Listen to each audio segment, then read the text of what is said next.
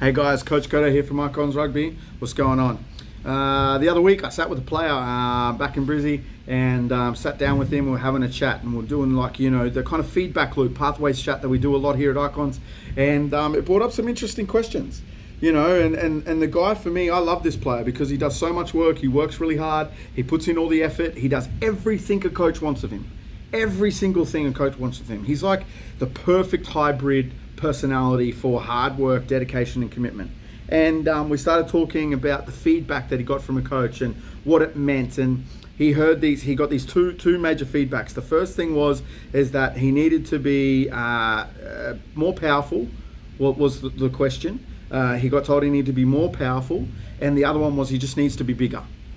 Okay, so for him, straight away, like most people, just thought, I need to get in the gym. I need to put on more size and I need to get bigger. And I was like, okay, well, and he needed to be faster. So powerful and size were one, and the second one was speed. And, speaking with him, and we started dissecting this and what it means. And it's one thing that's crucially missed when players get feedback from coaches and how they understand it. Because it's very hard to articulate this from a coaching perspective. Like, you see a player on the field and, they work all day, they hit everything, they do everything, but they don't break tackles or they don't fly into defensive lines. They're not destructive when they hit contact zones. They're not destructive when they hit contact zones. So 9 out of 10 coaches go, oh, he's just not powerful enough. Because you got to understand that the picture on the field of you being destructive against contact zones comes down to, oh, he's big, he's powerful, he's strong. It's a subconscious way we're thinking. But the same thing can be achieved by if you're an attacking player and poke your nose through into the defensive line every single time, you get your shoulders through and your nose through, you get a quick play the ball or a strong place in rugby, that's destructive to contact zones. And coaches notice that and they go, wow, he's got great feet, or mate, he always gets his head through, he's powerful. But does he have to be the most strongest guy in the gym? No, he doesn't. He doesn't have to be the strongest guy in the gym. And players miss this because players associate powerful, strong, and size with, okay, I need to be bigger in the gym. Coaches, look at powerful size and that dynamic on the footy field as that actual dynamic on the footy field.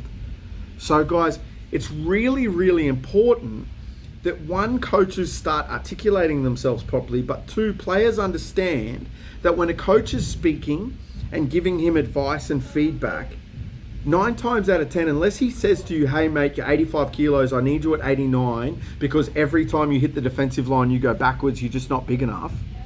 Versus, mate, I need you to be more powerful on the field. That's an image.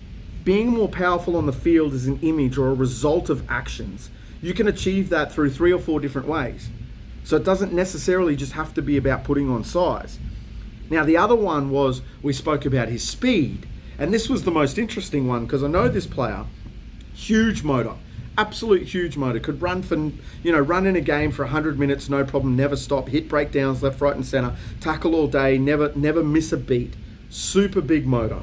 And he's told he needs to be faster. So I asked him, mate, are you the slowest in the sprint drills? He said, no. I said, are you ahead of the second rowers? He said, yes. Okay, so he's a 6 and a 7, potentially could play 8, but I think a 6 or 7 in Union, and he's faster than the second rowers. Okay, well, are you as fast as the wingers? No, I'm not as fast as the wingers. Are you as fast as the centers? Mate, I'm pretty much up there with the centers and the 10. Maybe just a step behind, but I'm pretty there. So if you ask yourself that question, is he slow? Well, no, he's not slow. So what is it that a coach is looking at him and going, mate, he's just not quick enough? So it comes down to his image. On the field, he has one speed. It's not a sprint of a 10. He probably cruises around at 7.5, 8 on the speed, on his maximum speed out of 10, but sits there all day. He doesn't go 6 to 10, 6 to 10, 6 to 10. And I said, mate, you would look quicker on the field if you got up from the ground, stood at the breakdown, counted to 3, and then sprinted to the next breakdown. Your image, your how people are seeing you would look a certain way. And he was like, oh, but I don't want to do that. I said, no, you don't want to do that, but you've got to learn that when coaches are watching you, they're watching you just motor at one speed. Okay, it looks boring, it looks slow. You're not beating anyone, you're not outrunning everyone, you're not chasing anyone down. Okay, so you have to work on this, and your footwork at the line needs to improve. So when you actually do poke your head through, you're there. Now, the second thing that we started talking about that would make him look faster on the field was about his support lines. So if he got to learn what players poked their heads through, what players looked for offloads, what players actually got into the middle of the field, he could be that number one guy who learnt that was able to receive that ball and either one, score the try, or two, offload the next pass for the next guy to score. And his support lines would be, wow, he's got great support lines, he gets there so fast. Now, are you starting to understand, guys, how people sit there and they'll watch games and go, oh, he's a big lumbering thing. But yet you put him in sprints and he's, 2 steps slower than the quickest kid, or 3 steps slower than the quickest kid. So is he a big lumbering thing, or does he just look like that? So what you've got to do as a player is that if you're getting branded and put in these categories, all right, what you need to do is you need to start evolving your game to have more dynamic footwork. You need to have more sprint efforts. So in your training regime, change it so that instead of just doing long runs because you've got that big motor, cut it back and work on your sprints. So you deliver a faster result on the field. You show a better image. Okay? The second thing you can do is working on your sprint technique. So when you're actually sprinting, your technique shows that you're moving faster.